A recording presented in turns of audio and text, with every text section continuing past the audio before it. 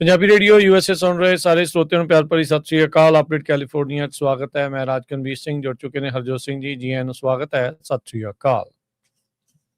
ਸਤਿ ਸ਼੍ਰੀ ਅਕਾਲ, ਧੰਨਵਾਦ ਜੀ ਆਇਆਂ ਨੂੰ। ਪੰਜਾਬੀ ਰੇਡੀਓ USA ਦੇ ਜਿੰਨੇ ਵੀ ਸਰੋਤੇ ਸਾਡੇ ਸਾਰੇ AM ਸਟੇਸ਼ਨਸ FM ਸਟੇਸ਼ਨਸ ਘਰਾਂ ਦੇ ਵਿੱਚ ਰੇਡੀਓ ਸੈਟਸ ਦੇ ਰਾਹੀਂ ਟੈਲੀਫੋਨ ਦੇ ਰਾਹੀਂ ਫੇਸਬੁੱਕ YouTube ਤੇ ਲਾਈਵ ਦੇਖ ਰਹੇ ਹੋ ਸੁਣ ਰਹੇ ਹੋ ਸਾਰਿਆਂ ਨੂੰ ਜੀ ਆਇਆਂ ਨੂੰ ਤੇ ਬਹੁਤ ਹੀ ਪਿਆਰ ਤੇ ਸਤਿਕਾਰ ਭਰੀ ਸਤਿ ਸ਼੍ਰੀ ਅਕਾਲ। ਸਰੋਤਿਓ ਅੱਜ ਜੂਨ ਦੀ 15 ਤਰੀਕ ਆ ਤੇ ਦਿਨ ਸੋਮਵਾਰ ਆ।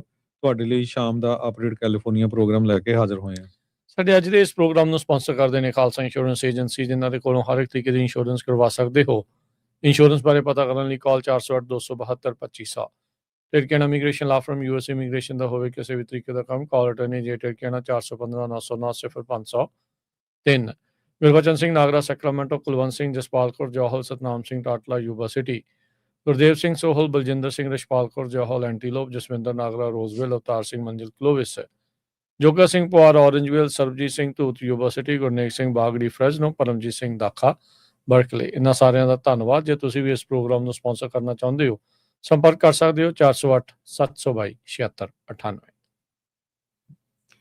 ਅੱਜ ਦੀਆਂ ਖਬਰਾਂ ਵੱਲ ਚੱਲੀਏ ਤੇ 8 ਜਣਿਆਂ ਦੀ ਲੱਗਦਾ ਵੀ ਮੌਤ ਹੋ ਗਈ ਆ। ਇੱਕ B-52 ਜਿਹੜਾ ਬੰਬਰ ਆ ਉਹ ਕ੍ਰੈਸ਼ ਹੋ ਗਿਆ ਐਡਵਰਡਸ ਏਅਰ ਫੋਰਸ ਬੇਸ ਦੇ ਉੱਤੇ ਤੇ ਕਹਿੰਦੇ ਵੀ 100 ਮੀਲ ਨਾਰਥ ਆਫ ਲਾਸ ਐਂਜਲਸ ਦੇ ਵਿੱਚ ਸੀਗਾ, ਮੋਹਾਵੀ ਡੈਜ਼ਰਟ ਦੇ ਵਿੱਚ, ਜਦੋਂ ਇਹ ਜਿਹੜਾ B-2 ਬੰਬਰ ਜਿਹੜਾ ਹੈਗਾ ਉਹ ਕ੍ਰੈਸ਼ ਹੋ ਗਿਆ। ਅੱਜ ਸਵੇਰੇ 11:20 ਤੇ ਰਿਮੋਟ ਏਰੀਆ ਜਿਹੜਾ ਕਿ ਲਾਸ ਐਂਜਲਸ ਤੋਂ 100 ਮੀਲ ਦੂਰ ਹੈਗਾ ਆ। ਨਿਊਜ਼ ਜਿਹੜੀ ਰਿਲੀਜ਼ ਹੋਈ ਆ ਉਹਦੇ ਮੁਤਾਬਕ ਉਹਦੇ 'ਚ 8 ਜਣੇ ਸੀਗੇ। ਸੋ ਜਿਹੜੀਆਂ ਨਵੀਆਂ ਜਾਣਕਾਰੀਆਂ ਜਾਂ ਇਨੀਸ਼ੀਅਲ ਇੰਡੀਕੇਸ਼ਨਸ ਆਈਆਂ ਹੈਗੀਆਂ ਆ, ਕਹਿੰਦੇ ਵੀ ਲੱਗਦਾ ਨਹੀਂ ਸੀ ਵੀ ਜਿੰਨੀ ਖਤਰਨਾਕ ਤਰੀਕੇ ਨਾਲ ਇਹ ਕ੍ਰੈਸ਼ ਹੋਇਆ ਹੈਗਾ ਵੀ ਕੋਈ ਬਚਿਆ ਹੋਊਗਾ। ਐਮਰਜੈਂਸੀ ਰਿਸਪੌਂਸ ਪਰਸਨਲ ਉਹ ਉੱਥੇ ਪਹੁੰਚ ਗਏ ਸੀਨ ਤੇ, ਪਰ ਕੋਈ ਵੀ ਜਿਹੜਾ ਉਹਨਾਂ 'ਚ 8 ਦੇ ਵਿੱਚੋਂ ਸੀ ਜੀਂਦਾ ਨਹੀਂ ਪਾਇਆ ਗਿਆ। ਸੋ ਜਿਹੜੇ 8 ਜਣੇ ਸੀਗੇ ਉਹਨਾਂ 'ਚ ਬਹੁਤ ਸਾਰੇ 8 'ਚੋਂ ਮਿਲਟਰੀ ਦੇ, ਗਵਰਨਮੈਂਟ ਸਿਵਿਲੀਅਨਸ ਤੇ ਗਵਰਨਮੈਂਟ ਕੰਟਰੈਕਟਰ ਸੀਗੇ, ਮਿਲਟਰੀ ਆਫੀਸ਼ੀਅਲਸ ਤੇ ਉਹਨਾਂ ਦੀਆਂ ਜਿਹੜੀਆਂ ਫੈਮਲੀਜ਼ ਆ ਜਿਨ੍ਹਾਂ ਦੀ ਮੌਤ ਹੋਈ ਆ ਉਹਨਾਂ ਦੇ ਪਰਿਵਾਰਾਂ ਨੂੰ ਨੋਟੀਫਾਈ ਕਰ ਦਿੱਤਾ ਗਿਆ ਹੈਗਾ। ਬੋਇੰਗ B-52 ਸਟ੍ਰੈਟੋ ਫੋਰਟਰੈਸ ਇਹ ਯੂਜ਼ਲੀ ਕਹਿੰਦੇ ਇਹਦੇ 'ਚ ਕਰੂ 5 ਹੁੰਦੇ ਹੈਗੇ ਆ। ਲੌਂਗ ਰੇਂਜ ਬੰਬਰ ਆ ਜੋ ਕਿ ਮਿਲਟਰੀ ਮਿਸ਼ਨ ਲਈ ਯੂਜ਼ ਕੀਤਾ ਜਾਂਦਾ ਹੈਗਾ ਆ ਤੇ ਕਹਿੰਦੇ ਵੀ 50,000 ਫੁੱਟ ਉਚਾਈ ਤੱਕ ਇਹ ਚਲੇ ਜਾਂਦਾ, ਆਲਟੀਟਿਊਡ ਤੱਕ। ਤੇ ਆਪਰੇਸ਼ਨ ਡੈਜ਼ਰਟ ਸਟਾਰਮ ਜਿਹੜਾ 1991 'ਚ ਹੋਇਆ ਸੀ ਉੱਥੇ B-52 ਬੰਬਰਸ ਜਿਹੜੇ ਆ ਉਹ ਵਰਤੇ ਗਏ ਸੀਗੇ। So Edwards Air Force base 480 square mile ਦਾ ਜਿਹੜਾ ਏਰੀਆ ਹੈ ਕਰਨ ਕਾਉਂਟੀ 'ਚ, ਜੋ ਰਿਸਰਚ ਤੇ ਡਿਵੈਲਪਮੈਂਟ ਤੇ ਟੈਸਟਿੰਗ ਦੇ ਲਈ ਏਅਰ ਫੋਰਸ ਜੋ ਆ ਜਿਸ ਨੂੰ ਯੂਜ਼ ਕਰਦੀ ਹੈਗੀ। ਜੀ ਬਿਲਕੁਲ ਹਰਜੋਤ ਸਿੰਘ ਜੀ, ਬਹੁਤ ਹੀ ਮੰਦਭਾਗੀ ਘਟਨਾ ਜਿਹੜੀ ਉਹ ਇਹ ਵਾਪਰੀ ਆ। ਸੋ ਕਹਿੰਦੇ ਵੀ ਕਨਵੈਨਸ਼ਨਲ ਤੇ ਨਿਊਕਲੀਅਰ ਵੈਪਨਸ ਦੋਨੋਂ ਹੀ ਇਹ ਲੈ ਕੇ ਜਾ ਸਕਦਾ ਆ। ਕਈ ਦਹਾਕਿਆਂ ਤੱਕ ਇਹੀ ਜਿਹੜਾ ਮੇਨ ਹਰਜੋਤ ਸਿੰਘ ਜੀ ਬੰਬਰ ਸੀਗਾ ਜਿਸ ਦੀ ਵਰਤੋਂ ਹੁੰਦੀ ਜਿਹੜੀ ਰਹੀ ਆ। ਸੋ B-52 ਸਟ੍ਰੈਟੋ ਫੋਰਟਸ ਇਹ ਜਹਾਜ਼ ਹਾਦਸਾਗ੍ਰਸਤ ਹੋ ਗਿਆ। ਹੁਣ ਇਹ ਜਾਂਚ ਅਧੀਨ ਆ ਵੀ ਕਾਰਨ ਇਸ ਦੇ ਕੀ ਬਣੇ ਆ। ਲੱਗਦਾ ਵੀ ਕੋਈ ਹੋ ਸਕਦਾ ਵੀ ਟੈਕਨੀਕਲ ਫਾਲਟ ਪਿਆ ਹੋਵੇ, ਕਿਉਂਕਿ ਉਡਾਨ ਭਰਨ ਤੋਂ ਕੁਛ ਚਿਰ ਬਾਅਦ ਹੀ ਇਹ ਜਿਹੜਾ ਹਾਦਸਾਗ੍ਰਸਤ ਆ ਉਹ ਹੋ ਗਿਆ ਸੀ। ਤਕਰੀਬਨ ਸਵੇਰੇ 11:20 ਦੇ ਉੱਤੇ ਇਹ ਜਿਹੜਾ ਐਡਵਰਡਸ ਏਅਰ ਫੋਰਸ ਬੇਸ ਆ ਉੱਥੋਂ ਇਹਨੇ ਉਡਾਨ ਭਰੀ ਸੀ, ਉਦੋਂ ਇਹ ਹਾਦਸਾਗ੍ਰਸਤ ਹੋਇਆ। ਅਗਲੀ ਜਿਹੜੀ ਹਰਜੋਤ ਸਿੰਘ ਜੀ ਗੱਲ ਕਰਦੇ ਜਾਈਏ US ਤੇ ਈਰਾਨ ਦੀ ਡੀਲ ਦੇ ਵਿੱਚ ਨੂੰ ਲੈ ਕੇ ਜਿਹੜੇ ਇਜ਼ਰਾਈਲੀ ਜਿਹੜੇ ਆ ਉਹ ਨਾਖੁਸ਼ ਨਜ਼ਰ ਆ ਰਹੇ ਆ। ਇਜ਼ਰਾਈਲ ਦੇ ਅਧਿਕਾਰੀ ਕਹਿੰਦੇ ਵੀ ਇਸ ਪੀਸ ਡੀਲ ਤੋਂ ਨਾਖੁਸ਼ ਨੇ ਤੇ ਉਹਨਾਂ ਨੇ ਕਿਹਾ ਵੀ ਸਾਡੀ ਜਿਹੜੀ ਫਾਈਟ ਆ ਹਿਜ਼ਬੁੱਲਾ ਦੇ ਉਲਟ ਲਬਨਾਨ ਦੇ ਵਿੱਚ ਉਹ ਚੱਲਦੀ ਰਹੇਗੀ। ਹੁਣ ਜੇ ਹਰਜੋਤ ਸਿੰਘ ਜੀ ਇਸ ਤਰੀਕੇ ਦੇ ਨਾਲ ਇਹ ਫਾਈਟ ਚੱਲਦੀ ਰਹੀ ਤਾਂ ਕੀ ਇਹ ਪੀਸ ਡੀਲ ਸਿਰੇ ਚੜੂਗੀ? ਇਹਦਾ ਫਿਰ ਖਤਰਾ ਜਿਹੜਾ ਉਹ ਨਾਲ ਦੇ ਨਾਲ ਬਣ ਜਾਂਦਾ ਆ। ਤੇ ਇੱਥੇ ਨਾਲ ਇਹ ਵੀ ਸਵਾਲ ਫਿਰ ਜਿਹੜੇ ਉੱਠ ਜਾਣਗੇ ਕਿ ਵਾਕਿਆ ਹੀ ਟਰੰਪ ਹੁਣਾਂ ਦੇ ਕੰਟਰੋਲ ਦੇ ਵਿੱਚ ਇਜ਼ਰਾਈਲ ਵਾਲਾ ਨੇਤਨਿਆਹੂ ਹੈਗਾ ਵੀ ਆ ਜਾਂ ਨਹੀਂ, ਜਾਂ ਉਲਟਾ ਨੇਤਨਿਆਹੂ ਦੇ ਕੰਟਰੋਲ ਦੇ ਵਿੱਚ ਟਰੰਪ ਜਿਹੜਾ ਉਹ ਹੈਗਾ ਆ। ਸੋ ਜਿਹੜੇ ਕੁਛ ਇਜ਼ਰਾਈਲੀ ਆ ਖਾਸ ਕਰਕੇ ਜ਼ਾਇਨਿਸਟ ਜਿਹੜੇ ਨੇਤਨਿਆਹੂ ਦੇ ਸਪੋਰਟਰ ਆ ਉਹ ਇਸ ਨੂੰ ਕੈਟਾਸਟ੍ਰੋਫ ਤੇ ਬੈਡ ਡੀਲ ਦੇ ਤੌਰ ਦੇ ਉੱਤੇ ਆਖ ਰਹੇ ਆ। ਕਹਿੰਦੇ ਵੀ ਇਸ ਤਰੀਕੇ ਦੇ ਨਾਲ ਕਰਨ ਦੇ ਨਾਲ ਇਹ ਈਰਾਨ ਨੂੰ, ਤਹਿਰਾਨ ਨੂੰ ਇੱਕ ਨਵੀਂ ਜ਼ਿੰਦਗੀ ਦੇ ਰਹੇ ਹੈਗੇ ਆ। ਪਰ 100 ਦਿਨਾਂ ਦੇ ਵਿੱਚ ਹਰਜੋਤ ਸਿੰਘ ਜੀ ਇਹ ਲੜਾਈ 'ਚ ਇਹ ਚੀਜ਼ ਤਾਂ ਸਾਹਮਣੇ ਆ ਹੀ ਗਈ ਹੈਗੀ ਆ ਵੀ ਜੇ ਤੁਸੀਂ ਬੂਟਸ ਔਨ ਗਰਾਊਂਡ ਨਹੀਂ ਕਰਦੇ ਤਾਂ ਤਖਤਾ ਪਲਟਣਾ ਬੜਾ ਔਖਾ ਆ। ਆਉਣ ਵਾਲੇ ਦਿਨਾਂ 'ਚ ਹੋ ਸਕਦਾ, ਕਿਉਂਕਿ ਇਹ ਇੱਕ ਚਰਚਾ ਜਿਹੜੀ ਉਹ ਚੱਲੀ ਹੋਈ ਆ, ਜਿਹੜੀ ਇਹ ਪਹਿਲੋਂ ਰਜੀਮ ਚੇਂਜ ਤੋਂ ਮੁੱਕਰਦੇ ਰਹੇ ਆ ਵੀ ਇਹ ਸਿਚੁਏਸ਼ਨ ਰੂਮ ਦੀਆਂ ਜਿਹੜੀਆਂ ਕੁਛ ਆਡੀਓਜ਼ ਜਾਂ ਕੁਛ ਜਿਹੜੀਆਂ ਗੱਲਾਂ ਆ ਉਹ ਲੀਕ ਹੋਣ ਦੀ ਚਰਚਾ ਜਿਹੜੀ ਆ ਹਰਜੋਤ ਸਿੰਘ ਜੀ ਚੱਲ ਪਈ ਆ, ਜਿਸ ਵਿੱਚ ਰਜੀਮ ਚੇਂਜ ਦੀਆਂ ਗੱਲਾਂ ਕਹਿੰਦੇ ਵੀ ਹੋ ਰਹੀਆਂ ਸੀਗੀਆਂ। ਸੋ ਜਿਸ ਤਰੀਕੇ ਦੇ ਨਾਲ ਇਹਨਾਂ ਨੇ ਟੌਪ ਦੀ ਲੀਡਰਸ਼ਿਪ ਈਰਾਨ ਦੀ ਜਿਹੜੀ ਉਹ ਮਾਰ ਮੁਕਾਈ ਆ, ਉਹ ਕਰਨ ਤੋਂ ਬਾਅਦ 'ਚ ਇਨਫੈਕਟ ਕਹਿੰਦੇ ਵੀ ਹੁਣ ਹੋਰ ਵੀ ਜ਼ਿਆਦਾ ਹਾਰਡ ਲਾਈਨਰ ਈਰਾਨ ਦੇ ਜਿਹੜੇ ਉਹ ਤਖਤੇ ਦੇ ਉੱਤੇ ਆਣ ਬੈਠੇ ਹੈਗੇ ਆ। ਸੋ ਇਸ ਦਾ ਕੀ ਨਤੀਜਾ ਜਿਹੜਾ ਉਹ ਨਿਕਲੂਗਾ ਇਹ ਆਉਣ ਵਾਲਾ ਸਮਾਂ ਜਿਹੜਾ ਉਹ ਦੱਸੂਗਾ। ਪਰ ਇਜ਼ਰਾਈਲ ਵਾਲੇ ਅੰਦਰ ਖਾਤੇ ਕੀ ਇਹ ਬਾਹਰ ਵੀ ਜਿਹੜੇ ਉਹਨਾਂ ਦੇ ਖਾਸ ਕਰਕੇ ਨੇਤਨਿਆਹੂ ਦੇ ਸਪੋਰਟਰਸ ਆ ਉਹ ਇਹ ਕਹਿ ਰਹੇ ਆ ਵੀ ਇਹ ਬਹੁਤ ਮਾੜੀ ਜਿਹੜੀ ਆ ਬੈਡ ਡੀਲ ਆ ਇਹਨਾਂ ਦੇ ਦੁਆਰਾ ਕੀਤੀ ਗਈ ਆ। ਇਹ ਵੀ ਹੋ ਸਕਦਾ ਹਰਜੋਤ ਸਿੰਘ ਜੀ ਵੀ ਕੁਝ ਕੁ ਚਾਲਾਂ ਜਿਹੜੀਆਂ ਉਹ ਖੇਡੀਆਂ ਜਾ ਸਕਣ ਜਾਂ ਖੇਡਣ ਇਹ ਲੋਕ ਜਿਹਦੇ ਨਾਲ ਇਹ ਪੀਸ ਡੀਲ ਸਿਰੇ ਨਾ ਚੜ ਸਕੇ, ਵੀ ਉਦਾਂ ਦੀਆਂ ਜਿਹੜੀਆਂ ਕੋਈ ਕਾਰਵਾਈ ਜਿਹੜੀ ਉਹ ਹੋਵੇ। ਸੋ ਸਟੇਟ ਆਫ ਹਾਰਮੁਜ਼ ਖੁੱਲੇ ਨੂੰ ਬਾਅਦ ਦੇ ਵਿੱਚ ਕੰਟਰੋਲ ਬੰਦ ਹੋਇਆ, ਈਰਾਨ ਦੇ ਕੋਲ ਕੰਟਰੋਲ ਗਿਆ ਤੇ ਹੁਣ ਜੇ ਦੇਖਿਆ ਜਾਵੇ ਤਾਂ Harjot Singh ji one of the worst ਵਾਰਸ ਆ, ਜਿਸ ਦੇ ਵਿੱਚ ਇਨਫੈਕਟ ਜਿਹੜੇ ਈਰਾਨ ਵਾਲੇ ਆ ਉਹ ਉੱਤੇ ਨਿਕਲ ਕੇ ਜਿਹੜੇ ਉਹ ਆਏ ਆ। ਇੱਕ ਤਾਂ ਮਿਲੀਅਨਸ ਐਂਡ ਮਿਲੀਅਨਸ ਡਾਲਰ ਦੇ ਜਿਹੜੇ ਇਹਨਾਂ ਦੇ ਜਹਾਜ਼ ਆ ਜਾਂ ਹਥਿਆਰ ਆ, ਇਹਨਾਂ ਦੇ ਕੁਝ ਹਜ਼ਾਰਾਂ ਡਾਲਰਾਂ ਦੇ ਹਥਿਆਰਾਂ ਦੇ ਮੋਹਰੇ, ਡਰੋਨ ਦੇ ਮੋਹਰੇ ਖਰਚਾ ਜਿਹੜਾ ਆ ਉਹ ਏਸਿਮੈਟ੍ਰਿਕ ਹੋਇਆ। ਬਿਲੀਅਨਸ ਆਫ ਡਾਲਰ ਇਸ ਦੇ ਉੱਤੇ ਖਰਚ ਹੋਏ। ਅਮਰੀਕੀ ਜਾਨਾਂ, ਈਰਾਨੀ ਜਾਨਾਂ ਇਸ ਦੇ ਵਿੱਚ ਜਿਹੜੀਆਂ ਉਹ ਗਈਆਂ ਤੇ ਪੱਲੇ ਜਿਹੜਾ ਉਸ ਦੇ ਵਿੱਚ ਇਵੈਂਚੁਅਲੀ ਕੀ ਪਿਆ ਇਹ ਤਾਂ ਆਉਣ ਵਾਲਾ ਇਤਿਹਾਸ ਦੱਸੂਗਾ। ਉਹ ਵੀ ਬਸ਼ਰਤੇ ਜੇ ਐਕਚੁਅਲ 'ਚ ਫਰਾਈਡੇ ਨੂੰ ਜਨੇਵਾ, ਸਵਿਟਜ਼ਰਲੈਂਡ ਦੇ ਵਿੱਚ ਇਹ ਜਿਹੜੀ ਡੀਲ ਆ ਉਹ ਸਾਈਨ ਹੋ ਜਾਂਦੀ ਆ। ਅਮਰੀਕਾ ਪਾਕਿਸਤਾਨ ਦੇ ਦੁਆਰਾ ਬਾਰ-ਬਾਰ ਇਸ ਡੀਲ ਦੇ ਉੱਤੇ ਸਾਈਨ ਕੀਤੇ ਜਾਣ ਦੀ ਗੱਲ ਜਾਂ ਪੱਕੀ ਹੋ ਗਈ ਨੂੰ ਆਖਿਆ ਜਿਹੜਾ ਉਹ ਜਾ ਰਿਹਾ ਆ। ਈਰਾਨ ਦੀ ਜਿਹੜੀ ਚੁੱਪੀ ਆ ਉਸ ਨੂੰ ਲੈ ਕੇ ਲੋਕ ਹੁਣ ਵੱਖਰੇ ਤਰ੍ਹਾਂ ਦੀਆਂ ਗੱਲਾਂ ਕਰਨੀਆਂ ਸ਼ੁਰੂ ਕਰ ਚੁੱਕੇ ਆ। ਕੈਲੀਫੋਰਨੀਆ ਦੇ ਗਵਰਨਰ ਗੈਬਨ ਨਿਊਸਮ ਨੇ ਇਹ ਕਿਹਾ ਵੀ ਯੂਐਸ ਦੀ ਜਿਹੜੀ ਜਸਟਿਸ ਡਿਪਾਰਟਮੈਂਟ ਆ ਉਹ ਉਸ ਨੂੰ ਤੇ ਉਸ ਦੀ ਵਾਈਫ ਦੀ ਜਿਹੜੀ ਆ ਇਨਵੈਸਟੀਗੇਸ਼ਨ ਕਰ ਰਹੇ ਹੈਗੇ ਆ। ਇੱਕ ਵੀਡੀਓ ਉਹਨਾਂ ਨੇ ਐਕਸ ਦੇ ਉੱਤੇ ਪਾਈ ਆ ਜਿਹਦੇ ਵਿੱਚ ਉਹਨਾਂ ਨੇ ਇਹ ਕਿਹਾ ਵੀ ਉਸ ਦੇ ਪਰਿਵਾਰ ਨੂੰ ਤੇ ਦੋਸਤਾਂ ਮਿੱਤਰਾਂ ਨੂੰ ਤੇ ਸਾਬਕਾ ਜਿਹੜੇ ਇੰਪਲਾਈਜ਼ ਹੈਗੇ ਆ ਉਹਨਾਂ ਨਾਲ ਉਹ ਗੱਲਬਾਤ ਕਰਨਾ ਚਾਹੁੰਦੇ ਆ ਤੇ ਉਹਨਾਂ ਤੋਂ ਰੈਕਡ ਲੈਣਾ ਚਾਹੁੰਦੇ ਆ, ਉਹ ਤੇ ਡਿਗ ਕਰਨਾ ਚਾਹੁੰਦੇ ਆ ਪਿਛਲੇ ਸਾਲਾਂ ਦੇ ਵਿੱਚ ਉਹਨਾਂ ਕੀ ਕੁਝ ਕੀਤਾ ਹੈਗਾ। ਸੋ ਉਹਨਾਂ ਨੇ ਕਿਹਾ ਵੀ ਜਿਹੜੀ ਜਸਟਿਸ ਡਿਪਾਰਟਮੈਂਟ ਆ ਪ੍ਰੈਜ਼ੀਡੈਂਟ ਟਰੰਪ ਦੇ ਅੰਡਰ ਇਹ ਇੱਕ ਤਰ੍ਹਾਂ ਨਾਲ ਗ੍ਰੈਂਡ ਜੂਰੀ ਪ੍ਰੋਸੈਸ ਨੂੰ ਅਬਿਊਜ਼ ਕਰ ਰਹੀ ਹੈਗੀ ਆ। ਡੋਨਲਡ ਟਰੰਪ ਨਹੀਂ ਕਹਿੰਦੇ ਵੀ ਮੇਰੇ ਪਿੱਛੇ ਇਸ ਕਰਕੇ ਆ ਰਿਹਾ ਕਿਉਂਕਿ ਮੈਂ ਪ੍ਰੈਜ਼ੀਡੈਂਸ਼ੀਅਲ ਕੈਂਡੀਡੇਟ ਹੈਗਾ ਆ ਤੇ ਕਹਿੰਦੇ ਵੀ ਉਹ ਮੈਨੂੰ ਬੜਾ ਹੇਟ ਕਰਦੇ ਆ ਬਾਰ-ਬਾਰ ਜਦੋਂ ਪਿਛਲੇ ਸਮਿਆਂ ਦੇ ਵਿੱਚ ਸਟੇਟਮੈਂਟਸ ਦੇਖ ਲਓ। ਗੈਬਨ ਨਿਊਸਮ ਡੈਮੋਕ੍ਰੇਟ ਆ ਤੇ ਉਹਨਾਂ ਨੇ ਕਿਹਾ ਵੀ ਟਰੰਪ ਨਹੀਂ ਮੇਰੇ ਪੋਲੀਟੀਕਲ ਐਨਮੀ ਹੈਗੇ ਆ, ਜਿਨ੍ਹਾਂ ਦੇ ਵਿੱਚ ਨਿਊਯਾਰਕ ਦੇ ਅਟਾਰਨੀ ਜਨਰਲ ਲਟੀਸ਼ੀਆ ਜੇਮਸ ਵੀ ਹੈਗੇ ਆ, ਸਾਬਕਾ FBI ਦਾ ਡਾਇਰੈਕਟਰ ਜੇਮਸ ਕੋਮੀ, ਉਹਨੂੰ ਵੀ ਕਿਸ ਤਰ੍ਹਾਂ ਜਿਹੜਾ ਟਰੰਪ ਉਹਨਾਂ ਨੇ ਕੀਤਾ ਸੀ, ਤੇ ਸਾਬਕਾ ਜਿਹੜੇ ਫੈਡਰਲ ਰਿਜ਼ਰਵ ਦੇ ਚੇਅਰਮੈਨ ਜਰੋਮ ਪਾਵਲ ਉਹਨਾਂ ਨਾਲ ਵੀ ਕੀ ਕੁਝ ਜਿਹੜੀ ਬੀਤੀ ਆ ਉਹ ਆਪਾਂ ਸਾਰਿਆਂ ਨੂੰ ਪਤਾ ਹੈਗਾ ਆ। ਸੋ ਉਹਨਾਂ ਨੇ ਕਿਹਾ ਵੀ ਮੈਂ ਬਹੁਤ ਹੈਰਾਨ ਆ ਵੀ ਮੈਂ ਕੈਂਡੀਡੇਟ ਹੋਣਾ ਆ, ਇਸੇ ਕਰਕੇ ਜੋ ਟਰੰਪ ਐਡਮਿਨਿਸਟ੍ਰੇਸ਼ਨ ਆ ਉਹ ਟਰੰਪ ਉਹਨਾਂ ਦੇ ਕਹੇ ਤੇ ਮੇਰੇ ਪਿੱਛੇ ਆ ਰਿਹਾ ਤੇ ਮੇਰੀ ਜਿਹੜੀ ਤੇ ਮੇਰੀ ਵਾਈਫ ਦੀ ਇਨਵੈਸਟੀਗੇਸ਼ਨ ਕਰ ਰਹੇ ਹੈਗੇ ਆ। ਜੀ ਅਗਲੀ ਜਿਹੜੀ ਹਰਜੋਤ ਸਿੰਘ ਦੀ ਗੱਲ ਕਰਦੇ ਜਾਈਏ, ਆਈਸ ਦੇ ਏਜੰਟਸ ਦੇ ਦੁਆਰਾ ਜਿਹੜਾ ਆ ਉਹ ਗੋਲੀ ਚਲਾਈ ਗਈ ਆ। ਜਦ ਆਈਸ ਦੇ ਏਜੰਟ ਇੱਕ ਜਾਣੇ ਨੂੰ ਗ੍ਰਿਫਤਾਰ ਕਰਨ ਦੀ ਕੋਸ਼ਿਸ਼ ਕਰ ਰਹੇ ਸੀ ਤਾਂ ਉਹਨਾਂ ਦੇ ਵਿੱਚ ਕਹਿੰਦੇ ਗੱਡੀ ਮਾਰੀ ਗਈ ਆ। ਇਹ ਨਿਊ ਜਰਸੀ ਤੋਂ ਘਟਨਾ ਜਿਹੜੀ ਦੱਸੀ ਜਾ ਰਹੀ ਆ। ਕਹਿੰਦੇ ਵੀ ਇਹ ਅੱਜ ਸਵੇਰ ਦੀ ਉੱਥੇ ਦੀ ਘਟਨਾ ਆ। ਮੈਨਾ ਹੌਕਨ ਕਰਕੇ ਇਹ ਇਲਾਕਾ ਆ, ਉੱਥੇ ਦੇ ਲੋਕਲ ਟਾਈਮ 9:30 ਵਜੇ ਦੇ ਮੁਤਾਬਕ, ਜੋ ਕਿ ਅਟਲਾਂਟਿਕ ਸਿਟੀ ਤੋਂ ਤਕਰੀਬਨ 36 ਮੀਲ ਦੂਰ ਆ।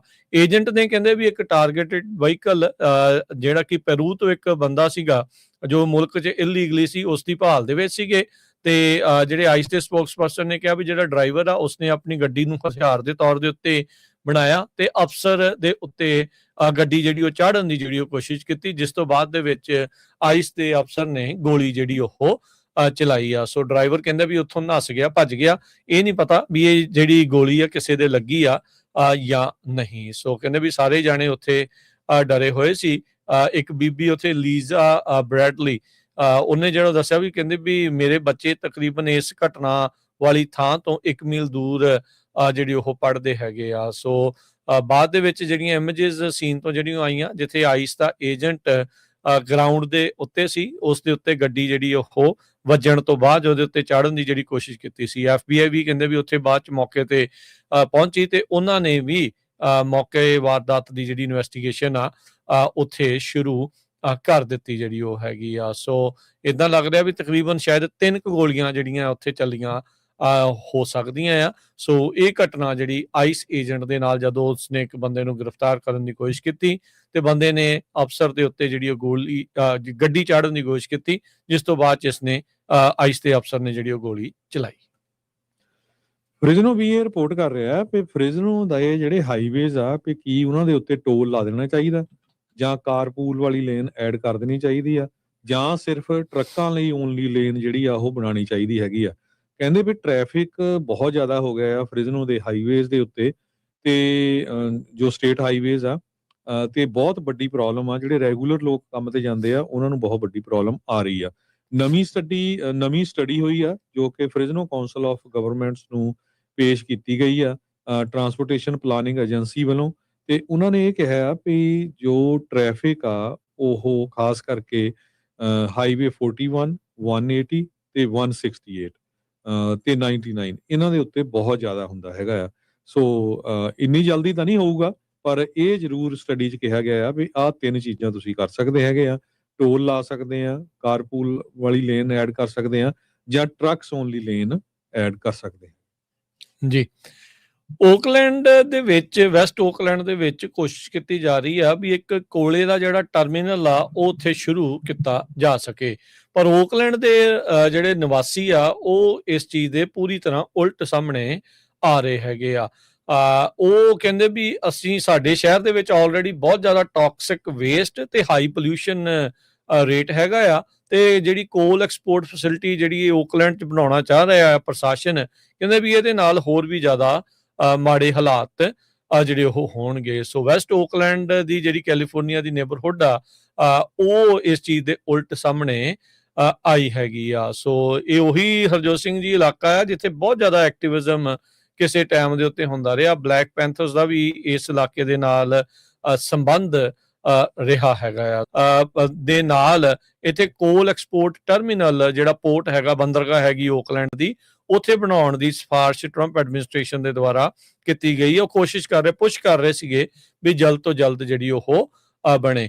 ਟਰੰਪ ਹੋਣਾ ਨੇ ਕਿਹਾ ਵੀ ਮੈਂ ਆਪਣੀ ਜਿਹੜੀ ਵਾਰ ਟਾਈਮ ਦੀਆਂ ਸ਼ਕਤੀਆਂ ਆ, ਪਾਵਰਸ ਆ, ਉਹਦੇ ਨਾਲ $700 ਮਿਲੀਅਨ ਦੇ ਜਿਹੜੀ ਰਾਸ਼ੀ ਦੇ ਕੋਲ ਪ੍ਰੋਜੈਕਟ ਅਕ੍ਰੋਸ US ਉਹਨਾਂ ਨੂੰ ਉਹ ਵੰਡ ਰਹੇ ਆ, ਜਿਨ੍ਹਾਂ ਦੇ ਵਿੱਚੋਂ ਇੱਕ ਓਕਲੈਂਡ ਦਾ ਨਾਮ ਵੀ ਆਇਆ ਸੀਗਾ। ਤੇ ਹੁਣ ਜਿਹੜੇ ਐਂਟੀ ਕੋਲ ਐਕਟਿਵਿਸਟ ਆ ਉਹ ਕਹਿੰਦੇ ਵੀ ਇਸ ਪ੍ਰੋਜੈਕਟ ਦੇ ਉਲਟ ਇਸ ਮਹੀਨੇ 'ਚ ਬਰਕਲੇ 'ਚ ਇੱਕ ਪ੍ਰਦਰਸ਼ਨ ਜਿਹੜਾ ਉਹ ਕਰਨ ਜਾ ਰਹੇ ਆ। ਸੋ 4 ਜੂਨ ਨੂੰ ਟਰੰਪ ਹੋਣਾ ਨੇ ਅਨਾਉਂਸਮੈਂਟ ਕੀਤੀ ਸੀਗੀ, ਪਰ ਉੱਥੋਂ ਦੇ ਨੇਬਰਹੁੱਡ ਵਾਲੇ ਹੁਣ ਇਸ ਚੀਜ਼ ਦੇ ਉਲਟ ਜਿਹੜੇ ਉਹ ਸਾਹਮਣੇ ਆਏ ਆ। ਉਧਰ ਰੌਬ ਵਾਂਟਾ ਹੁਣਾਂ ਨੇ ਇੱਕ ਬਿੱਲ ਇੰਟਰੋਡਿਊਸ ਕੀਤਾ ਹੈ ਕੈਲੀਫੋਰਨੀਆ ਦੀ ਲੈਜਿਸਲੇਚਰ ਦੇ ਵਿੱਚ, ਜਿਹਦੇ ਵਿੱਚ ਉਹਨਾਂ ਨੇ ਇਹ ਮੰਗ ਕੀਤੀ ਆ ਵੀ ਫੁੱਲ ਇਨਵਾਇਰਮੈਂਟਲ ਇੰਪੈਕਟ ਰਿਪੋਰਟ ਜਿਹੜੀ ਆ ਉਹ ਕੀਤੀ ਜਾਵੇ। ਕੋਈ ਵੀ ਲੋਕਲ ਏਜੰਸੀ ਇਹ ਫੈਸਿਲਿਟੀਜ਼ ਨੂੰ ਅਪਰੂਵ ਕਰਨ ਤੋਂ ਪਹਿਲਾਂ ਵੀ ਕੋਲ ਨੂੰ ਐਕਸਪੋਰਟ ਕਰਨਾ ਹੈ, ਸਟੋਰ ਕਰਨਾ ਹੈ, ਜਾਂ ਹੈਂਡਲ ਕਿੱਦਾਂ ਜਿਹੜਾ ਹੋਊਗਾ ਉਸ ਬਾਬਤ। ਸੋ ਬਿਊਰੋਕ੍ਰੇਸੀ ਦੀ ਜਿਹੜੀ ਟੇਪ ਆ ਉਹ ਲੱਗਦਾ ਵੀ ਕੋਲ ਐਕਸਪੋਰਟ ਦੇ ਉੱਤੇ ਇਸ ਟਰਮੀਨਲ ਦੇ ਉਲਟ ਜਿਹੜੀ ਉਹ ਨਾਲ ਦੇ ਨਾਲ ਲੋਕਾਂ ਦੀ ਵਿਰੋਧਤਾ ਦਾ ਸਾਹਮਣਾ ਕਰਨਾ ਪੈ ਰਿਹਾ ਹੈ। ਸੈਨੋਜ਼ੇ ਦੇ ਵਿੱਚ ਇੱਕ ਰਿਚਰਡ ਟਿਲਮਿਲ ਨਾਮ ਦੇ ਬੰਦੇ ਨੂੰ ਜਿਹੜੀ ਸਜ਼ਾ ਦਿੱਤੀ ਗਈ ਆ 5 ਸਾਲਾਂ ਦੀ ਫੈਡਰਲ ਪ੍ਰਿਜ਼ਨ, ਕਿਉਂਕਿ ਉਸਨੇ ਇੱਕ ਜੋ US ਪੋਸਟ ਆਫਿਸ ਆ ਉਸ ਨੂੰ ਅੱਗ ਲਾ ਦਿੱਤੀ ਸੀ। 45 ਸਾਲਾਂ ਦਾ ਜਿਹੜਾ ਟਿਲਮਿਲ ਉਸ ਨੂੰ ਇੰਡਾਈਟ ਕੀਤਾ ਗਿਆ ਫੈਡਰਲ ਗ੍ਰੈਂਡ ਜੂਰੀ ਵੱਲੋਂ ਅਗਸਤ 7, 2025 ਦੇ ਵਿੱਚ, ਤੇ ਹੁਣ ਜਿਹੜੀ ਆ ਉਸ ਨੂੰ ਜਿਹੜੀ ਸਜ਼ਾ ਸੁਣਾਈ ਗਈ ਹੈਗੀ ਆ। ਕਹਿੰਦੇ ਵੀ ਉਸਨੇ 6525 ਕਰਾਊਨ ਬੁਲੇਵਰਡ ਜੋ ਸੈਨੋਜ਼ੇ ਦੇ ਵਿੱਚ ਹੈਗਾ ਆ, ਉੱਥੇ ਜੁਲਾਈ 20, 2025 ਨੂੰ ਇੱਕ ਅੱਗ ਲਾ ਦਿੱਤੀ ਸੀ, ਪੋਸਟ ਆਫਿਸ ਨੂੰ, ਤੇ ਜਦੋਂ ਬਾਅਦ ਦੇ ਵਿੱਚ ਉਹ ਅਰੈਸਟ ਹੋ ਗਿਆ ਤੇ ਉਹਨੂੰ ਐਡਮਿਟ ਵੀ ਕਰ ਲਿਆ। ਇਹ ਕਹਿੰਦੇ ਵੀ ਮੈਂ ਜਾਣ ਕੇ ਅੱਗ ਲਾਈ ਸੀ ਤਾਂ ਕਿ ਮੈਂ ਆਪਣਾ ਪੁਆਇੰਟ ਜਿਹੜਾ US ਗਵਰਨਮੈਂਟ ਨੂੰ ਪੇਸ਼ ਕਰ ਸਕਾਂ। ਸੋ ਇਹ ਤੋਂ ਬਾਅਦ ਉਹਨੂੰ ਕਿੱਥੋਂ ਖਰੀਦਿਆ, ਜਿਹੜਾ ਫਾਇਰ ਲੌਗਸ ਜਾਂ ਲਾਈਟਰ, ਉਹ ਸਾਰਾ ਕੁਝ ਜਿਹੜਾ ਕਬਜ਼ੇ 'ਚ ਆ ਗਿਆ। ਤੇ US ਦੇ attorney Craig Miskian, US postal inspection service ਦੇ ਸੈਨ ਫਰਾਂਸਿਸਕੋ ਡਿਵੀਜ਼ਨ ਦੇ inspector in charge Stephen Sherwood, bureau of alcohol, tobacco ਤੇ ਫਾਇਰ ਆਰਮ ਤੇ ਐਕਸਪਲੋਸਿਵ ATF ਦੇ ਜਿਹੜੇ ਸਪੈਸ਼ਲ ਏਜੰਟ ਜੌਨ ਵੈਸਟਰ ਤੇ ਫੈਡਰਲ ਬਿਊਰੋ ਆਫ ਇਨਵੈਸਟੀਗੇਸ਼ਨ ਦੇ ਸਪੈਸ਼ਲ ਏਜੰਟ ਚਾਰਜ ਸਕਾਟ, ਇਹਨਾਂ ਨੇ ਸਾਰੀ ਜਿਹੜੀ ਇਨਵੈਸਟੀਗੇਸ਼ਨ ਕੀਤੀ ਸੀ। ਇਸ ਤੋਂ ਬਿਨਾਂ ਜਿਹੜੀ ਪ੍ਰੈਜ਼ੈਂਟ ਟਰਮ ਆ ਜੱਜ ਡਿਵਿਲਾ ਉਹਨਾਂ ਨੇ ਜਿਹੜੀ ਟਿਲਮੈਨ ਨੂੰ ਦਿੱਤੀ ਹੈਗੀ ਆ 3 ਸਾਲਾਂ ਦੀ ਸੁਪਰਵਾਈਜ਼ ਜਿਹੜੀ ਰਿਲੀਜ਼ ਹੋਊਗੀ, ਤੇ ਉਸ ਨੂੰ $23 ਲੱਖ ਦੇ ਕਰੀਬ US ਪੋਸਟਲ ਸਰਵਿਸ ਨੂੰ ਦੇਣਾ ਪਊਗਾ ਜੋ ਇੰਨਾ ਸਾਰਾ ਡੈਮੇਜ ਹੋਇਆ ਸੀ। Assistant US attorney Michael Pitman, ਉਹਨਾਂ ਨੇ ਪ੍ਰੋਸੀਕਿਊਟ ਕੀਤਾ case with the assistance of Sahib Kaur, ਇਹ ਉਹਨਾਂ ਦੇ ਆਫਿਸ 'ਚ ਕੰਮ ਕਰਦੀ ਆ। ਤੇ ਪ੍ਰੋਸੀਕਿਊਸ਼ਨ ਨੇ ਇਹ ਕਿਹਾ ਵੀ ਇਨਵੈਸਟੀਗੇਸ਼ਨ ਦੇ ਵਿੱਚ US PIS ATF FBI San Jose police department ਇਹ ਸਾਰੀਆਂ ਇਨਵੋਲਵ ਸੀਗੀਆਂ। ਸੋ ਉਹਨਾਂ ਨੇ ਕਿਹਾ ਵੀ ਫਾਈਨਲੀ ਅਸੀਂ ਇਸ ਬੰਦੇ ਨੂੰ ਸਜ਼ਾ ਦੇਣ ਦੇ ਲਈ ਕਾਮਯਾਬ ਹੋਏ ਹਾਂ। ਜੀ ਬਿਲਕੁਲ। ਹਰਜੋਤ ਸਿੰਘ ਜੀ, ਅਗਲੀ ਜਿਹੜੀ ਖਬਰ ਆ ਉਹ ਆਪਾਂ ਕਰਦੇ ਜਾਈਏ। ਵੀਕਐਂਡ ਦੇ ਉੱਤੇ ਇੱਕ ਹੋਰ ਮੰਦਭਾਗੀ ਘਟਨਾ ਜਿਹੜੀ ਉਹ ਵਾਪਰੀ ਸੀ ਮਜ਼ੂਰੀ ਦੇ ਵਿੱਚ, ਜਿੱਥੇ ਇੱਕ ਸਕਾਈ ਡਾਈਵਿੰਗ ਜਿਹੜਾ ਪਲੇਨ ਆ ਉਸ ਦੇ ਕ੍ਰੈਸ਼ ਦੇ ਕਰਕੇ 12 ਜਾਣਿਆਂ ਦੀ ਮੌਤ ਹੋਈ ਸੀ। ਮਜ਼ੂਰੀ ਦੇ ਬਟਲਰ ਮੈਮੋਰੀਅਲ 에ਅਰਪੋਰਟ ਤੋਂ ਇਹ ਜਹਾਜ਼ ਉੱਡਿਆ ਸੀਗਾ। ਫਿਰ ਅਚਾਨਕ ਕੋਈ ਮੁਸ਼ਕਲ ਉਸ ਦੇ ਵਿੱਚ ਆਈ, ਐਮਰਜੈਂਸੀ ਲੈਂਡਿੰਗ ਕਰਨ ਦੀ ਉਹਨਾਂ ਨੇ ਅਟੈਂਪਟ ਕੀਤਾ ਪਰ ਉਹ ਨਹੀਂ ਕਰ ਸਕੇ, ਤੇ ਸਾਰਿਆਂ ਦੇ ਸਾਰੇ ਜਾਣੇ ਜੋ ਸਵਾਰ ਸੀਗੇ ਉਸ ਜਹਾਜ਼ ਦੇ ਵਿੱਚ, ਉਸ ਪਲੇਨ 'ਚ, ਉਹਨਾਂ ਦੀ ਮੌਤ ਹੋਈ। 11 ਪੈਸੰਜਰ ਤੇ ਇੱਕ ਪਾਇਲਟ ਇਸ ਦੇ ਵਿੱਚ ਸ਼ਾਮਲ ਜਿਹੜੇ ਉਹ ਸੀਗੇ। ਸੋ ਇਸ ਟਾਈਮ ਇਸ ਦੀ ਇਨਵੈਸਟੀਗੇਸ਼ਨ ਵੀ ਜਿਹੜੀ ਉਹ NTSB ਦੇ ਦੁਆਰਾ ਸ਼ੁਰੂ ਕਰ ਦਿੱਤੀ ਗਈ ਹੈਗੀ ਆ। ਸੋ ਪੈਸੀਫਿਕ ਐਰੋਸਪੇਸ ਦੇ ਦੁਆਰਾ 2010 ਦਾ ਬਣਿਆ ਹੋਇਆ ਇਹ ਜਹਾਜ਼ ਸੀਗਾ, ਤੇ ਇਹ ਰਜਿਸਟਰਡ ਸੀਗਾ Sky High Aero LLC, Jasper Tennessee ਦੀ ਇੱਕ ਕੰਪਨੀ ਆ, ਉਸ ਦੇ ਜਿਹੜੇ ਉਹ ਨਾਲ। ਸੋ ਇਹ ਪਲੇਨ ਦੇ ਵਿੱਚ ਕਾਕਪਿਟ ਵੌਇਸ ਰਿਕਾਰਡਰ ਦੀ ਜ਼ਰੂਰਤ ਨਹੀਂ ਜਿਹੜੀ ਉਹ ਹੁੰਦੀ, ਜਾਂ ਫਲਾਈਟ ਡਾਟਾ ਰਿਕਾਰਡਰ ਦੀ, ਜਿਨ੍ਹਾਂ ਨੂੰ ਬਲੈਕ ਬਾਕਸ ਜਿਹੜਾ ਉਹ ਆਖ ਦਿੱਤਾ ਜਿਹੜਾ ਉਹ ਜਾਂਦਾ ਆ। ਸੋ ਸਕਾਈ ਡਾਈਵਿੰਗ ਜਿਨ੍ਹਾਂ ਲੋਕਾਂ ਨੇ ਕੀਤੀ ਆ ਜਾਂ ਜਿਨ੍ਹਾਂ ਨੇ ਦੇਖੀ ਆ, ਇੱਕ ਛੋਟਾ ਜਿਹੜਾ ਸਿੰਗਲ ਇੰਜਨ ਪ੍ਰੋਪੈਲਰ ਜਹਾਜ਼ ਆ ਉਸ ਨੂੰ ਕਈ ਹਜ਼ਾਰ ਫੁੱਟ ਦੀ ਉਚਾਈ ਦੇ ਉੱਤੇ ਲਿਜਾਇਆ ਜਾਂਦਾ, ਤੇ ਫਿਰ ਜਿਹੜੇ ਲੋਕ ਆ ਸਕਾਈ ਡਾਈਵਰਸ ਆ ਉਸ ਦੇ ਵਿੱਚੋਂ ਛਾਲ ਮਾਰਦੇ ਆ ਤੇ ਇਵੈਂਚੁਅਲੀ ਪੈਰਾਸ਼ੂਟ ਦੇ ਜ਼ਰੀਏ ਉਹ ਲੈਂਡ ਕਰਦੇ ਆ। ਪਰ ਕਹਿੰਦੇ ਵੀ ਜਿਹੜਾ ਕਰਾਫਟ ਆ ਜਦੋਂ ਇਸ ਨੇ ਉਡਾਨ ਭਰੀ ਤਾਂ ਇਹ ਉਚਾਈ ਜਿਹੜੀ ਉਹ ਬਹੁਤ ਹੀ ਜਲਦੀ ਹਾਸਲ ਨਹੀਂ ਸੀ ਕਰ ਪਾ ਰਿਹਾ। ਹੋ ਸਕਦਾ ਵੀ ਕੋਈ ਇੰਜਨ ਦੇ ਵਿੱਚ ਦਿੱਕਤ ਜਿਹੜੀ ਉਹ ਹੋਵੇ, ਤੇ ਕਹਿੰਦੇ ਵੀ ਇਹਨੇ ਸ਼ਾਰਪ ਲੈਫਟ ਟਰਨ ਲਿਆ, ਪਰ ਉਸ ਤੋਂ ਬਾਅਦ ਦੇ ਵਿੱਚ ਇਹ ਕ੍ਰੈਸ਼ ਕਰ ਗਿਆ।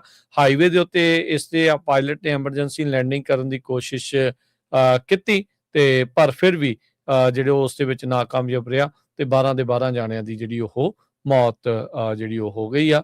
ਸੋ ਜਿਹੜੇ ਲੋਕ ਉੱਥੇ ਮੌਜੂਦ ਸੀ ਉਹ ਕਹਿ ਰਹੇ ਆ ਵੀ ਲੱਗ ਇਹੀ ਰਿਹਾ ਦੇਖ ਕੇ ਵੀ ਜਿਹੜਾ ਜਹਾਜ਼ ਆ ਉਸ ਦੇ ਵਿੱਚ ਪੂਰੀ ਤਰ੍ਹਾਂ ਪਾਵਰ ਨਹੀਂ ਸੀ ਆ ਰਹੀ। ਕੈਲੀਫੋਰਨੀਆ ਜਿਹੜੀ ਸਟੇਟ ਆ ਉਹ ਬਹੁਤ ਸਾਰੇ ਲੋਕਾਂ ਨੂੰ ਮਨੀ ਓ ਕਰਦੀ ਆ। ਬਹੁਤ ਵਾਰ ਜਿਹੜਾ ਅਨਕਲੇਮਡ ਫੰਡਸ ਹੁੰਦੇ ਹੈਗੇ ਆ ਉਹ ਸਟੇਟ ਦੇ ਕੋਲ ਚਲ ਜਾਂਦੇ ਆ। ਕੋਈ ਤੁਹਾਡੀ ਇੰਸ਼ੋਰੈਂਸ ਸੀ ਜਾਂ ਕਿਤੇ ਕੋਈ ਬੈਂਕ ਅਕਾਊਂਟ ਬੰਦ ਹੋ ਗਿਆ, ਬਹੁਤ ਤਰ੍ਹਾਂ ਕਿਸੇ ਨੇ ਤੁਹਾਨੂੰ ਪੈਸੇ ਦਿੱਤੇ ਸੀ ਕਿਸੇ ਕਾਰਪੋਰੇਸ਼ਨ ਨੇ, ਤੇ ਤੁਸੀਂ ਚੈੱਕ ਮਿਸ ਕਰ ਗਏ, ਉਹ ਜਮ੍ਹਾਂ ਨਹੀਂ ਹੋਇਆ, ਥੋੜੇ ਸਮੇਂ ਬਾਅਦ ਉਹ ਸਟੇਟ ਨੂੰ ਪੈਸੇ ਚਲੇ ਜਾਂਦੇ ਹੈਗੇ ਆ। ਉਹ ਬਿਲੀਅਨਸ ਆਫ ਡਾਲਰ 'ਚ ਆ। ਕੈਲੀਫੋਰਨੀਆ ਦੇ ਕੋਲ $15 ਬਿਲੀਅਨ ਇਸ ਵੇਲੇ ਅਨਕਲੇਮਡ ਮਨੀ ਆ, ਬੀ ਲਾਈਕ ਬਿਲੀਅਨ। ਸੋ ਬੜਾ ਈਜ਼ੀ ਜਿਹਾ ਹੈਗਾ, ਮੈਂ ਤੁਹਾਨੂੰ ਸਾਈਟ ਦੱਸ ਦਿੰਦਾ। ਆਪਣਾ ਤੁਸੀਂ ਨਾਂ ਪਾਓ ਤੇ ਸਿਟੀ ਪਾ ਦਿਓ, ਤੇ ਜੇ ਤੁਸੀਂ ਕੋਈ ਪੈਸੇ ਸਟੇਟ ਤੁਹਾਨੂੰ ਉਹ ਕਰਦੀ ਆ, ਉੱਥੇ ਆ ਜਾਂਦਾ ਵੀ ਜੀ ਇਸ ਕੰਪਨੀ ਦੇ ਪੈਸੇ ਆ, ਤੇ ਤੁਸੀਂ ਏਦਾਂ ਜਿਹੜਾ ਆ ਉਹ ਨੋਟਰੀ ਕਰਾ ਕੇ ਭੇਜਣਾ ਹੁੰਦਾ, ਤੇ ਤੁਸੀਂ ਉਹ ਪੈਸੇ ਕਲੇਮ ਕਰ ਸਕਦੇ ਆ। LA ਕਾਉਂਟੀ 'ਚ ਇਕੱਲੀ 'ਚ $5.3 ਬਿਲੀਅਨ ਸਟੇਟ ਦਾ ਪਿਆ, ਔਰੇਂਜ ਕਾਉਂਟੀ 'ਚ $1 ਬਿਲੀਅਨ, ਸੈਨ ਬਰਨਡੀਨੋ 'ਚ $413 ਮਿਲੀਅਨ, ਰਿਵਰਸਾਈਡ 'ਚ $419 ਮਿਲੀਅਨ, ਟੋਟਲ $5.6 ਬਿਲੀਅਨ ਹੈਗਾ। ਸੋ ਜੇ ਤੁਸੀਂ ਸਰਚ ਕਰਨਾ ਵੀ ਤੁਹਾਡੇ ਨਾਂ ਤੇ ਕੋਈ ਪੈਸੇ ਤਾਂ ਨਹੀਂ ਪਏ ਸਟੇਟ ਦੇ ਕੋਲ, ਤਾਂ ਤੁਸੀਂ ਵੈਬਸਾਈਟ ਨੋਟ ਕਰ ਲਓ, claimit.ca.gov, claimit.ca, claimit.ca.gov। ਸੋ ਤੁਸੀਂ ਨਾਂ ਪਾਉਣਾ ਆ, ਤੇ ਕਈ ਵਾਰ ਨਾਂ ਦੇ ਸੇਮ ਬੰਦੇ ਹੁੰਦੇ ਆ, ਫਿਰ ਤੁਸੀਂ ਸਿਟੀ ਐਡਰੈਸ ਪਾ ਸਕਦੇ ਹੈਗੇ ਆ। ਤੇ ਕਈ ਵਾਰੀ ਤੁਹਾਡੇ ਪੁਰਾਣੇ ਐਡਰੈਸਾਂ ਦੇ ਉੱਤੇ ਵੀ ਉਹ ਹੁੰਦੇ ਨੇ। ਹਾਂਜੀ, ਐਡਰੈਸ ਮੂਵ ਬੰਦਾ ਚਲੇ ਜਾਂਦਾ ਆ। ਕਈਆਂ ਦੇ ਮੈਂ ਦੇਖਿਆ $500-700 ਵੀ ਪਿਆ ਹੈਗਾ ਆ। ਅੱਜ ਕੱਲ ਤਾਂ ਜੋ ਸਿੰਘ ਜੀ ਆਪਣੀ ਟੈਂਕੀ ਜਿੰਨਾ ਹੀ ਹੋ ਜਾਵੇ ਗੈਸ ਭਰਾਉਣ ਜੋਗੀ, ਉਹ ਵੀ ਬਹੁਤ ਜੀ, ਉਹ ਵੀ ਚੰਗਾ ਹੀ ਲੱਗੂਗਾ। ਬੜਾ ਫ੍ਰੀ ਆ, ਕੋਈ ਚਾਰਜ ਨਹੀਂ ਹੈ ਕਲੇਮ ਕਰਨ ਦੇ ਲਈ, ਤੇ ਥੋੜੇ ਮਿੰਟ ਲੱਗਦੇ ਹੈਗੇ। ਹਾਂ, ਉਹ ਨੋਟਰੀ ਕਰਾ ਕੇ ਪੇਪਰ ਭੇਜਣਾ ਪੈਂਦਾ ਹੈਗਾ। ਸੋ ਵੈਬਸਾਈਟ ਨੋਟ ਕਰ ਲਿਓ ਤੇ ਸਰਚ ਕਰ ਲਿਓ। ਆਪਣੇ ਪਰਿਵਾਰਾਂ ਦੇ ਮੈਂਬਰ, ਹੋਰ ਕੋਈ ਤੁਹਾਡਾ ਯਾਰ ਦੋਸਤ ਮਿੱਤਰ ਕਈ ਵਾਰ ਹੋਰ ਸਟੇਟ 'ਚ ਮੂਵ ਹੋ ਜਾਂਦਾ ਆ। ਇੱਥੇ ਉਹਨਾਂ ਨੇ ਕੋਈ ਇੰਸ਼ੋਰੈਂਸ ਲਈ ਸੀ, ਕੈਂਸਲ ਹੋ ਗਈ, ਜਾਂ ਬੈਂਕ ਅਕਾਊਂਟ ਸੀ ਬੰਦ ਹੋ ਗਿਆ, ਜਾਂ ਕੋਈ ਮੋਬਾਈਲ ਫੋਨ ਦਾ ਆ, ਜਾਂ ਇਲੈਕਟ੍ਰੀਸਿਟੀ ਦਾ ਆ, ਜਾਂ ਕਈਆਂ ਨੇ ਘਰ ਵੇਚਿਆ ਹੁੰਦਾ, ਤੁਹਾਨੂੰ ਪੈਸੇ ਵਾਪਸ ਆਏ ਆ, ਉਹ ਕਿਉਂਕਿ ਐਡਰੈਸ ਮੂਵ ਹੋ ਗਿਆ, ਤੁਹਾਨੂੰ ਪਤਾ ਹੀ ਨਹੀਂ ਹੈ। ਸੋ ਇਹ ਬਹੁਤ ਵਧੀਆ ਹੈ, ਉਹਨਾਂ ਨੇ ਵੈਬਸਾਈਟ ਬਣਾਇਆ, ਤੇ ਤੁਸੀਂ ਉੱਥੇ ਆਪਣਾ ਨਾਂ ਐਂਟਰ ਕਰੋ ਤੇ ਤੁਹਾਡੇ ਸਾਹਮਣੇ ਆ ਜਾਣੇ ਆ ਵੀ ਤੁਹਾਨੂੰ ਜਿਹੜੀ ਸਟੇਟ ਪੈਸੇ ਉਹ ਕਰਦੀ ਹੈਗੀ ਆ, ਤੇ ਤੁਸੀਂ ਉਹਨੂੰ ਕਲੇਮ ਕਰ ਸਕਦੇ। ਬਹੁਤ ਵਾਰੀ ਜਿਹੜੀਆਂ ਹਰਜੋਤ ਸਿੰਘ ਜੀ ਸੈਟਲਮੈਂਟਸ ਹੁੰਦੀਆਂ ਆ ਕਈ ਕੰਪਨੀਆਂ ਦੇ ਕੇਸਾਂ ਦੀਆਂ, ਉਹਦੇ ਵਿੱਚ ਤੁਹਾਡਾ ਨਾਮ ਹੁੰਦਾ, ਤੁਹਾਨੂੰ ਪਤਾ ਹੀ ਨਹੀਂ ਹੁੰਦਾ ਕਿੱਦਾਂ ਕਲੇਮ ਕਰਨੇ ਆ। ਇੰਸ਼ੋਰੈਂਸ ਵਾਲੇ ਕਈ ਵਾਰੀ ਤੁਹਾਨੂੰ ਐਕਸਟਰਾ ਚਾਰਜ ਕਿਤੇ ਹੁੰਦੇ ਆ, ਉਹ ਤੁਹਾਡੇ ਪ੍ਰੀਮੀਅਮ ਦੇ ਰੀਫੰਡ ਜਿਹੜੇ ਉਹ ਆਉਂਦੇ ਆ। ਕਈ ਵਾਰੀ ਤੁਹਾਡੇ ਵੱਲੋਂ ਹੀ ਕਿਤੇ ਓਵਰ ਪੇਮੈਂਟ ਹੋ ਗਈ ਹੁੰਦੀ ਆ, ਉਹ ਵਾਪਸ ਜਿਹੜੇ ਉਹ ਹੁੰਦੇ, ਕਈ ਵਾਰੀ ਸੈਂਟਾਂ 'ਚ ਵੀ ਹੁੰਦੇ ਆ, ਤੇ ਕਈ ਵਾਰੀ ਡਾਲਰਾਂ 'ਚ ਵੀ ਜਿਹੜਾ ਉਹ ਹੁੰਦਾ ਆ। ਸੋ ਮੇਕ ਸ਼ੋਰ ਜਿਹੜਾ ਉਹ ਤੁਸੀਂ ਕਰੋ, ਤੇ ਜਿੰਨੇ ਵੀ ਮਿਲਦੇ ਆ ਉਹ ਤੁਹਾਡੇ ਹੀ ਆ, ਤੁਹਾਨੂੰ ਹੀ ਮਿਲਣੇ ਸੀਗੇ। ਸੋ ਮੇਕ ਸ਼ੋਰ ਕਰੋ ਵੀ ਤੁਹਾਨੂੰ ਜਿਹੜੇ ਇਵੈਂਚੁਅਲੀ ਮਿਲ ਜਾਣ, ਤੇ ਉਹਨਾਂ ਨੂੰ ਜਾ ਕੇ ਜਿਹੜਾ ਉਹ ਤੁਸੀਂ ਕਲੇਮ ਕਰ ਸਕਦੇ ਹੈਗੇ ਆ ਜੀ। ਤੇ ਹਰਜੋਤ ਸਿੰਘ ਜੀ, ਸਮਾਂ ਆਪਣੇ ਪ੍ਰੋਗਰਾਮ ਦਾ ਜਿਹੜਾ ਉਹ ਇੱਥੇ ਹੀ ਹੁਣ ਸਮਾਪਤ ਆਪਾਂ ਕਰਾਂਗੇ। ਜਾਂਦੇ ਜਾਂਦੇ ਜੇ ਮਾਰਕੀਟਸ ਦਾ ਹਾਲ ਜਿਹੜਾ ਉਹ ਤੁਹਾਨੂੰ ਦੱਸਦੇ ਜਾਈਏ, ਤਾਂ ਅੱਜ ਜਿਹੜੀ ਆ ਸਟਾਕ ਮਾਰਕੀਟ ਆ, ਇੱਕ ਟਾਈਮ ਦੇ ਉੱਤੇ ਤਾਂ 700 ਪੁਆਇੰਟ ਤੋਂ ਵੀ ਵੱਧ ਜਿਹੜਾ ਡਾਊ ਜੋਨ ਆ ਉਹ ਤਾਂ ਚਲਾ ਗਿਆ ਸੀ, ਬਟ ਇਵੈਂਚੁਅਲੀ ਪੋਜ਼ਿਟਿਵ ਦੇ ਵਿੱਚ ਹੀ ਰਹੀ। 600 ਤੇ 69 ਪੁਆਇੰਟ ਵੱਧ ਕੇ 51,671 ਤੇ ਬੰਦ ਹੋਇਆ। S&P 123 ਪੁਆਇੰਟ ਵੱਧ ਕੇ 7554, ਨੈਸਡੈਕ 700 ਤੇ 95 ਪੁਆਇੰਟ ਵੱਧ ਕੇ 26,684 ਦੇ ਉੱਤੇ ਜਿਹੜਾ ਬੰਦ ਹੋਇਆ। ਸੋਨੇ ਦਾ ਭਾਅ $4300 ਤੇ $37 ਪ੍ਰਤੀ ਟਰੋਏ ਆਉਂਸ। ਕੱਚੇ ਤੇਲ ਦੀ ਕੀਮਤ $81 ਪ੍ਰਤੀ ਬੈਰਲ ਜਿਹੜੀ ਹੋ ਰਹੀ ਆ। 10-year yield 4.47%। ਕ੍ਰਿਪਟੋ ਕਰੰਸੀ 'ਚ ਬਿਟਕੋਇਨ 66,219 ਤੇ ਇਥੀਰੀਅਮ $1792 ਦੇ ਬਰਾਬਰ ਚੱਲ ਰਿਹਾ ਹੈਗਾ। ਤੇ ਕਰੰਸੀ ਦੀ ਗੱਲ ਕਰਦੇ ਜੀ, $1 ਦੇ ਬਰਾਬਰ ਇੰਡੀਆ ਦੇ $94.62 ਰਹੇ ਆ, ਪਾਕਿਸਤਾਨ ਦੇ $278 ਤੇ 26 ਪੈਸੇ, ਕੈਨੇਡਾ ਦੇ $1 ਤੇ 39 ਸੈਂਟ। ਤੇ ਫੀਫਾ ਦਾ ਜਿਹੜਾ world cup Harjot Singh ji, New Zealand ਤੇ ਈਰਾਨ ਦੇ ਵਿੱਚ ਜਿਹੜਾ ਅੱਜ ਦਾ ਚੌਥਾ ਮੈਚ ਸ਼ੁਰੂ ਹੋ ਚੁੱਕਾ ਆ। ਆਪਣਾ ਸਿੰਘ ਸਰਪ੍ਰੀਤ ਸਿੰਘ ਉਹ ਸਟਾਰਟਿੰਗ ਲਾਈਨਅਪ ਦੇ ਵਿੱਚ ਆ, ਮਿਡਫੀਲਡ ਦੇ ਵਿੱਚ ਉਹ ਖੇਡ ਰਿਹਾ ਆ। ਸੋ ਜਿਨ੍ਹਾਂ ਦੇ ਕੋਲ ਵੀ ਮੌਕਾ ਹੈਗਾ ਆ, ਸੋ ਗੇਮ ਨੂੰ ਚਲੋ ਦੇਖੋ, ਤੇ ਇਹੀ ਆਪਾਂ ਕੋਸ਼ਿਸ਼ ਕਰਦੇ ਹਾਂ ਵੀ ਵਧੀਆ ਢੰਗ ਦੇ ਨਾਲ ਜਿਹੜਾ ਉਹ ਰਵੇ। ਸੋ ਇਹ ਜਿਹੜਾ ਹਰਜੋਤ ਸਿੰਘ ਜੀ ਅੱਜ ਦਾ ਮੈਚ ਈਰਾਨ ਤੇ ਨਿਊਜ਼ੀਲੈਂਡ ਦੇ ਵਿੱਚ ਆ, ਉਹ US ਦੇ ਵਿੱਚ ਹੀ ਖੇਡਿਆ ਜਿਹੜਾ ਉਹ ਜਾ ਰਿਹਾ ਆ। ਅੱਜ ਦੇ ਮੈਚਾਂ ਦੇ ਵਿੱਚ ਜੇ ਹੁਣ ਤੱਕ ਦੀ ਤੁਹਾਡੇ ਨਾਲ ਸਾਂਝ ਕਰਦੇ ਜਾਈਏ, ਅੱਜ ਕੋਈ ਵੀ ਜੇਤੂ ਨਹੀਂ ਰਿਹਾ। ਤਿੰਨੇ ਮੈਚ ਇਸ ਤੋਂ ਪਹਿਲਾਂ ਡਰਾ ਰਹੇ ਆ। ਸਪੇਨ ਤੇ ਕਾਬੋ ਵਰਦੇ ਦੇ ਵਿੱਚ 0-0 ਦੇ ਨਾਲ ਸਪੇਨ ਨੇ ਬਹੁਤ ਅਟੈਕ ਕੀਤੇ। ਕਾਬੋ ਵਰਦੇ ਦਾ ਜਿਹੜਾ ਗੋਲਕੀਪਰ ਸੀਗਾ, ਉਹਦੀ ਇੰਨੀ ਕੁ ਜ਼ਿਆਦਾ ਹਰਜੋਤ ਸਿੰਘ ਜੀ ਪ੍ਰਸ਼ੰਸਾ ਹੋਈ ਆ। ਗੇਮ ਖੇਡਦੇ ਮਿਲੀਅਨ ਤੋਂ ਵੱਧ ਉਹਦੇ ਜਿਹੜੇ ਫਾਲੋਅਰ ਆ ਇੰਸਟਾਗ੍ਰਾਮ ਦੇ ਉੱਤੇ ਜਿਹੜੇ ਉਹ ਵੱਧ ਗਏ। 40 ਸਾਲ ਉਸ ਦੇ ਕਾਬੋ ਵਰਦੇ ਦੇ ਗੋਲਕੀਪਰ ਦੀ ਜਿਹੜੀ ਆ ਉਮਰ ਹੈਗੀ ਆ। ਸੋ ਉਹ ਬਹੁਤ ਜਿਹੜਾ ਇਸ ਟਾਈਮ ਪ੍ਰਸ਼ੰਸਾ ਜਿਹੜੀ ਉਹ ਹੋ ਰਿਹਾ, ਵਜ਼ੀਨਾ ਕਰਕੇ ਜਿਹੜਾ ਉਸ ਦਾ ਨਾਮ ਆ। ਦੂਜਾ ਮੈਚ ਬੈਲਜੀਅਮ ਤੇ ਇਜਿਪਟ ਦੇ ਵਿੱਚ ਜਿਹੜਾ ਹੋਇਆ, ਉਹ ਵੀ 1-1 ਦੇ ਬਰਾਬਰੀ ਦੇ ਉੱਤੇ ਜਿਹੜਾ ਉਹ ਛੁੱਟਿਆ। ਤੇ ਤੀਜਾ ਮੈਚ ਜਿਹੜਾ ਸਾਊਦੀ ਅਰੇਬੀਆ ਤੇ ਯੂਰੋਗਵੇ ਦੇ ਵਿੱਚ ਆ, ਉਹ ਵੀ 1-1 ਦੀ ਬਰਾਬਰੀ ਦੇ ਉੱਤੇ ਜਿਹੜਾ ਉਹ ਛੁੱਟਿਆ ਆ। ਸੋ ਅਜੇ ਤੱਕ ਤਿੰਨਾਂ ਗੇਮਾਂ ਦੇ ਵਿੱਚ ਕੋਈ ਵੀ ਜੇਤੂ ਨਹੀਂ ਰਿਹਾ। ਤੇ ਹੁਣ ਜਦੋਂ ਅਸੀਂ ਤੁਹਾਡੇ ਨਾਲ ਗੱਲ ਕਰ ਰਹੇ ਹਾਂ, 3-4 ਮਿੰਟ ਹੋ ਚੁੱਕੇ ਆ ਪ੍ਰੋਗਰਾਮ ਜਿਹੜਾ ਉਹ ਮੈਚ ਸ਼ੁਰੂ ਹੋਇਆ ਨੂੰ, ਈਰਾਨ ਤੇ ਨਿਊਜ਼ੀਲੈਂਡ ਦੇ ਵਿਚਾਲੇ। ਸੋ ਦੇਖਦੇ ਹਾਂ ਵੀ ਅੱਜ ਇਹਨਾਂ ਦੇ ਵਿੱਚੋਂ ਕੋਈ ਜੇਤੂ ਰਹਿੰਦਾ ਹੈ ਜਾਂ ਇਹ ਵੀ ਮੈਚ ਡਰਾ ਹੀ ਹੋਣਗੇ। ਸੋ ਹੁਣ ਲਈਏ ਜੀ ਇਜਾਜ਼ਤ। ਸਭ ਨੂੰ ਪਿਆਰ ਭਰੀ ਸਤਿ ਸ੍ਰੀ ਅਕਾਲ।